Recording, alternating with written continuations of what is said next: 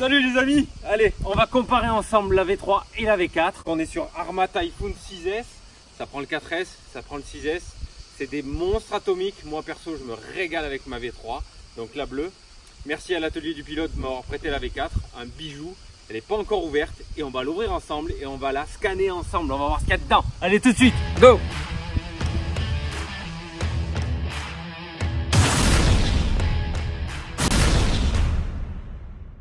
C'est parti les amis. Allez, la boîte est là. Donc ici, on a ma V3 Typhoon 6S. Donc troisième version. Il y a la V1, V2 et V3. Alors j'ai eu la V1. Je l'ai gardée 4 ans et demi. La V2, j'ai beaucoup roulé avec. Je la connais très bien. Et ça, du coup, j'ai racheté la V3 parce que ma V1 me manquait. Donc j'ai racheté la V3. Alors, qu'est-ce qu'on a sur la V3? Oh, Patrice, qu'est-ce que tu fais avec ces petits sacs anti-humidité? On va les mettre là. Donc la V3, elle est là. On va la laisser ouverte comme ça. Et là, on a la V4. Donc la toute dernière de chez Arrma. Alors, on va ouvrir ça. Hop, proprement. Tac. Et on va pouvoir la découvrir ensemble. Elle est neuve. Elle n'a jamais été ouverte. Alors. Tac. On ouvre le carton. Et dedans. Ah, l'odeur d'une voiture neuve. J'adore. Qu'est-ce qu'on trouve dedans? Déjà, un petit sac avec une clé en métal super grosse, super. Pour les roues, elle peut servir, moi elle me sert pour les bougies. Elle me sert pour la bougie de la MXT aussi. Ça c'est très bien. Dedans, on a une petite clé aussi en métal. Tiens, je ne l'avais pas dans la V3. On a le pignon option. Alors, on va ouvrir vite fait. Je sais que vous voulez la voir, mais on va ouvrir vite fait. Alors, dedans, autocollant Arrma. Voilà, une planche autocollant, sympa, toujours bon à voir. Ici, on a l'explication rapport pignon, rapport lipo. Donc, ça va dépendre de la lipo que vous mettez dedans et du pignon moteur que vous allez mettre. Vous allez pouvoir atteindre des vitesses plus ou moins importantes. Donc, 70 miles par heure et donc ce qui donne plus de 113 km/h. D'accord? Bon, là, ça explique un peu tout. Ça, c'est bien. Ici, on a des pistons d'amortisseur. On va pouvoir régler la dureté, enfin la souplesse de l'amortisseur. Ça, je n'avais pas dans la V3 aussi, donc c'est un plus. Ça, c'est bien. Je n'en ai jamais cassé, hein, mais c'est juste pour faire des réglages. Ah, une prise de bind à mettre sur le récepteur pour binder la radio, mais je pense vraiment que c'est déjà bindé. Ici, on retrouve la clé, grosse clé. Ils ont rajouté une petite. Ça peut servir. Je ne vois pas trop l'intérêt là-dessus, mais ça peut servir. Toujours bon à voir, en plus c'est du métal. Quelques clés Allen. Et là, on a le pignon haute vitesse. Transmission haute vitesse. Alors, sur la V3, on a un pignon d'origine 14 dents. Et le pignon de vitesse, sur la V3, la bleue, 14. Et le pignon de vitesse, c'est un 16. Là, on a un pignon haute vitesse 20 dents. Donc, autant vous dire que ça doit déménager en vitesse de pointe. Donc, pignon de vitesse, donc une chose à ne pas acheter, il est là. Ça, c'est bien qu'il soit livré avec. Alors, certains disent de rouler en 4S et de mettre ce pignon. Moi, ce que je fais, c'est que je roule en 6S et je mets le pignon de vitesse. Comme ça, j'ai un avion de chasse. J'ai jamais eu de problème. Moi, je suis en 16 dents, en 6S. C'est de la bombe. Et ici, on a le manuel d'utilisation. Donc là, on peut retrouver un manuel d'utilisation comme un livre. Hein. Donc toujours très bien expliqué. Il est en noir et blanc, mais il fait très bien le job. Et on a la vue éclatée. On a vraiment tout ce... Bon, désolé pour l'état. Mathieu, j'y suis pour rien. Il était comme ça. Donc on a la vue éclatée pour le Kraton, pour le Outcast, pour le Typhoon, pour le Talion, pour tout. Il y a beaucoup de pièces qui sont similaires entre tout ça. Donc ici, on a la vue éclatée avec la petite référence de chaque pièce. Ça, c'est très bien en cas de casse, qui est rare sur une Typhoon. Mais bon, ou même les pièces options, ça c'est bien. Donc voilà le manuel. Comme vous le savez, j'aime pas m'attarder sur les manuels. Ça, chacun peut prendre le temps de le lire à la maison une fois qu'il s'est payé ce bijou. Et voilà, j'ai été rapide, non? Alors, voilà le monstre. Voilà le monstre dans sa boîte. Est-ce qu'on le voit bien? Elle ne va pas tomber. Voilà. Alors, on va commencer par la radio. On va pouvoir la comparer avec la radio de la V3. On est sur une tactique, la TTX 300. Je l'aime beaucoup, la prise en main est super. Et là-dedans, cette fois-ci dans la V4, ils nous ont mis la radio Spectrum. Alors, le carton.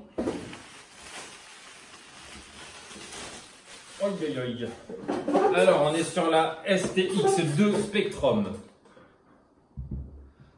Voilà.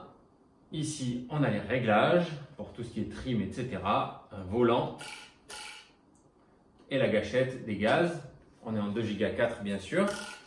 Alors, de prime abord, la poignée, je la préfère à celle-ci parce qu'elle est plus fine. Mais par contre, je trouve vraiment que c'est abusé point de vue légèreté du volant. Les boutons, ils n'ont pas inventé la poudre, hein, c'est vraiment rudimentaire. On-off, il n'y a pas trop de design très joli. Bon, après, la prise en main est bien et je pense qu'une fois la Typhoon V4 par terre, on ne pense plus à ce qu'on a dans la main, on pense à rouler et c'est là qu'on prend son pied. Mais je pense qu'ils auraient pu faire un petit effort sur le volant, c'est dur comme du plastique dur. Voilà. Alors que sur la V3, on avait quand même de la mousse. Un volant un peu plus petit, plus agréable, et simplifié, je la trouve plus jolie. Après, c'est que mon avis, personnellement, je la garderai si j'avais la V4, je garderai la radio et puis je passerai à autre chose. Mais ça peut bloquer pour certains. Voilà le monstre. Viens là mon grand, ou ma grande. Paf. Oh là là, oh là là, qu'elle est belle.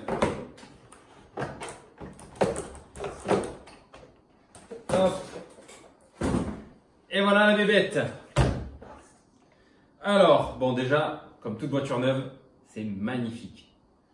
C'est magnifique. Je vois directement des différences. Bon, la mienne, j'ai mis des chaussettes rouges, c'est juste pour protéger. Je sais que c'est pas beau, mais bon, c'est comme ça. Comparaison, carrosserie. Il me semble que c'est exactement les mêmes. Seulement la peinture est différente. Elle ici, elle est grise, noire et mat. Avec du rouge mat aussi. Les autocollants, c'est quasiment les mêmes. Ils prolongent un peu là, là non.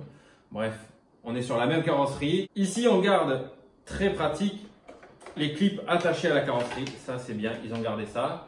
Donc là-dessus, on est sur le même principe que sur la V3. Ils ont gardé l'autocollant à l'intérieur. Hop. C'est pas très maniable des carreaux. Voilà. Donc, don't just blast. Non, don't just bash, blast. En gros, ça veut dire ne fais pas juste n'importe quoi, va vite. Donc, bleu-rouge. Alors, l'intérieur. Tac. Déjà en hauteur. En hauteur, j'ai l'impression que la V4 est un peu plus haute. Mais je pense que ça dépend des roues. Ouais, c'est les roues qui font ça. Moi, j'ai changé les roues. Le châssis dessous est le même. Alors, qu'est-ce qu'on voit tout de suite? Déjà, la connectique des batteries, la connexion des batteries. Ici, on est en XT90. Là, on est en IC5. Donc, c'est un peu différent. On a toujours le pont. Donc, pour le rouler en 6S, on va connecter la LiPo 6S ici. Et si on veut rouler avec deux 3S, on va enlever le pont. Et on va mettre une 3S là, une 3S là, empilée. Et on pourra rouler en 6S. Pareil pour le 4S, 2 x 2S égale 4S. Ou alors une 4S là. Et on va la mettre dans le bac à batterie qui est exactement le même que sur la V3. Je vais rapprocher la caméra et on va faire un plan du dessus.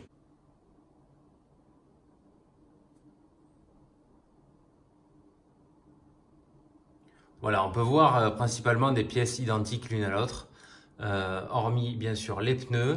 Et on peut s'apercevoir aussi que le bouchon des amortisseurs, alors ils ont remis un bouchon alu. Enfin, sur la V3, on a eu le droit à un bouchon en plastique qui a tendance à, enfin pas sur la mienne, j'ai pas encore eu le problème, mais qui a tendance à sauter et ça c'est vraiment embêtant. Sur la V3, on a encore un corps aluminium, une bague en plastique. Ça sur la V2, j'avais que du métal et là ils ont mis, enfin que de l'alu. Là, ils ont mis du plastique. Et ici, sur la V4, on va retrouver, comme sur la V2, du coup, et la V1 aussi, tête en alu et molette de réglage en alu aussi. Donc là, je pense qu'ils, je sais pas, ils ont dû économiser un peu ou je sais pas ce qu'ils se sont inventés là. Mais du coup, ça crée une fragilité et c'est pas top, malgré la petite protection. Alors ici, ils ont mis cette protection parce que c'est tout en plastique. Là, ils ont tout remis en alu, mais ils ont laissé la protection. Allez, pourquoi pas. Bon, ben, on prend, hein, si ça améliore la solidité, pourquoi pas. On est sur le même pare-choc avant, on a sur les mêmes triangles. Oui, là-dessus, les supports d'amortisseurs sont les mêmes. Voilà, moi j'ai modifié l'angle, mais sinon c'est la même chose. On est sur le même cerveau de direction, 15 kg, qui fera très bien l'affaire, avec lequel j'ai jamais eu de problème, mais qui fera très bien l'affaire sur le Typhoon, mais sur le Kraton, il va beaucoup plus forcer, sur le Talion aussi, donc il aura plus tendance à avoir des soucis, je pense. Le variateur indétrônable 185 BLX et le moteur aussi, là rien ne change. Par contre, on peut s'apercevoir ici que le support moteur a changé. Ici, on a un support moteur réglable par le dessus. On a aussi ce cache-là qui est différent, la protection de la couronne. Voilà, sur la V3, on peut voir que c'est différent quand même, le support moteur et le support de diff central, etc. Donc par contre, on reste sur le même variateur, même moteur que sur la V4. Le bac à batterie, comme je disais, c'est le même. Hein. Tac. Ici, c'est pareil. Et à l'arrière, donc, on peut voir. Alors, oui, il n'y a pas de différence notable. C'est exactement la même chose. Hormis, bien sûr, les roues. Alors, les roues d'origine, moi, celles-là, je ne les ai pas essayées encore. Les roues d'origine de la V2 et V3, elles sont très très bien, mais elles sont très fragiles. Je trouve les pneus, ils éclatent très vite. Bon, après, je roule en 6S, mais bon. Et ils ont tendance à s'user rapidement. À voir ces pneus, je vais peut-être essayer d'acheter ces pneus pour celle-là, pour voir un peu, pour pouvoir les tester. Il y a une chose qui va changer, c'est l'aileron arrière. Alors, l'aileron arrière sur la V4, je trouve qu'il est horrible. Après, ce n'est que mon avis. Même sur la V3, je trouve qu'il est, je sais pas, il est beaucoup plus étudié, il est beaucoup plus joli. Bon, moi, il s'est pris quelques tonneaux, quelques sorties bâches, mais je trouve que le design vraiment est beaucoup mieux sur la V3.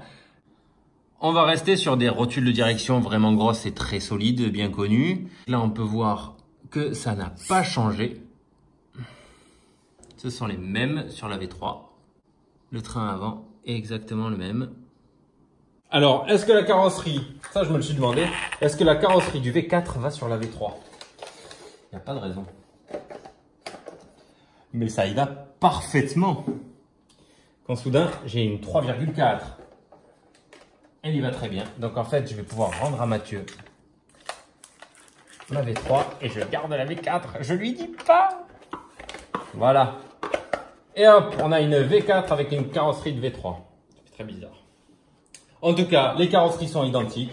Ça, c'est bon à savoir. Si vous avez une V3 et que vous voulez la déguiser en V4, c'est possible. En ce qui concerne le châssis, on va rester sur le même châssis, une valeur sûre.